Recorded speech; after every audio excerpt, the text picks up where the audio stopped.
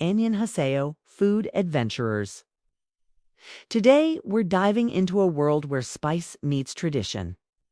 Fermentation flirts with funk, and street stalls serve up things you never knew people could or would eat. Welcome to South Korea, where food is bold, beautiful, and sometimes a little bizarre. Korean cuisine is world famous for its barbecues, bibimbap, and bubbling stews. But behind the spotlight lies a world of unusual, daring, and downright fascinating dishes you'll only find if you go deep into the markets. Old villages and traditional celebrations. So join me as we count down the top 10 most strange or unusual dishes in South Korea. And stick around till the end for some shocking food facts that even K-drama fans might not know. Starting off with number 10. 10 sundae. Not the ice cream kind. Sundae is Korea's take on blood sausage, made by stuffing pig intestines with a mix of pig's blood, glass noodles, and barley. It's soft, chewy, earthy, and incredibly popular. You'll find it steaming in street carts all over Seoul, often served with a salty shrimp sauce or gochugaru chili powder. It may sound intense, but it's a comfort food classic for many Koreans, especially during cold weather or after school. 9. Honggeo. This one's not for the faint of nose. Hongo is a fermented stingray that smells, well, like ammonia. That's because the skatefish doesn't pee. It releases uric acid through its skin, which ferments in storage. The texture is rubbery, the taste is sharp, and the smell unforgettable. It's a specialty in the southwestern region of Korea and usually eaten with kimchi and pork to balance the pungency. Honggeo is considered a delicacy and a rite of passage for serious foodies. 8. Beondegi, crunchy on the outside, mushy inside, and nutty with a hit of soy sauce. Beondegi are steamed or boiled silkworm larvae, sold by street vendors in cups like popcorn. Originally a wartime protein source, these pupae have stuck around as a nostalgic snack. Kids grew up eating them, and older generations swear by their flavor and health benefits. Definitely not your typical movie snack. 7. Gable. Also called the penis fish. 4. Obvious reasons, gable is a marine worm that's eaten raw and wriggling, usually at seafood markets. It's chewy, slightly salty, and squirts seawater when you bite into it. Definitely a texture adventure.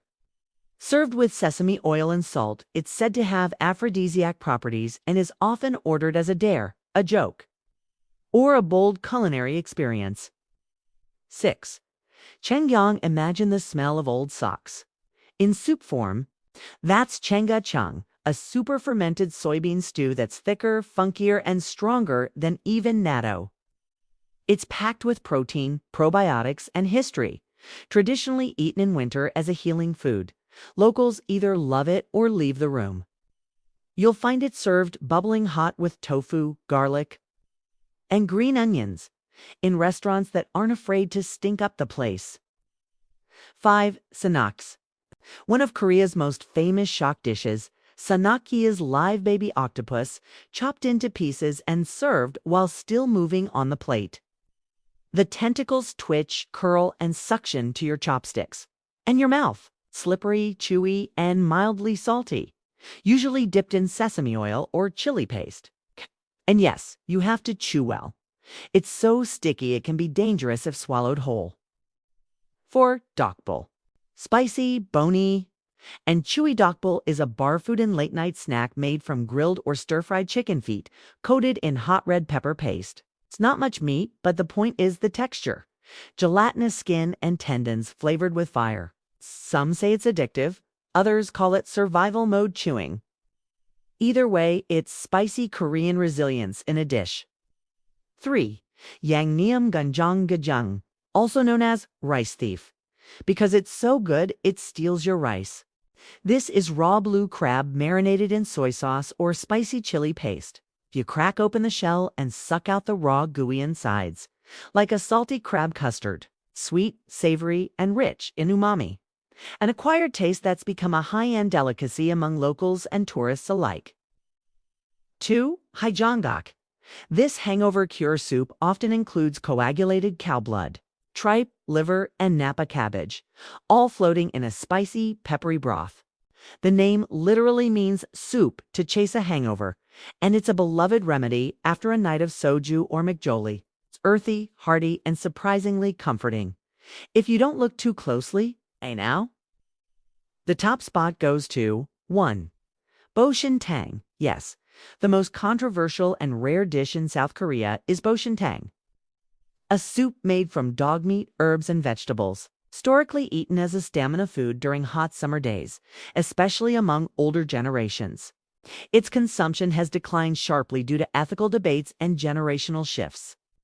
While technically still legal in some areas, it's now heavily stigmatized and disappearing fast.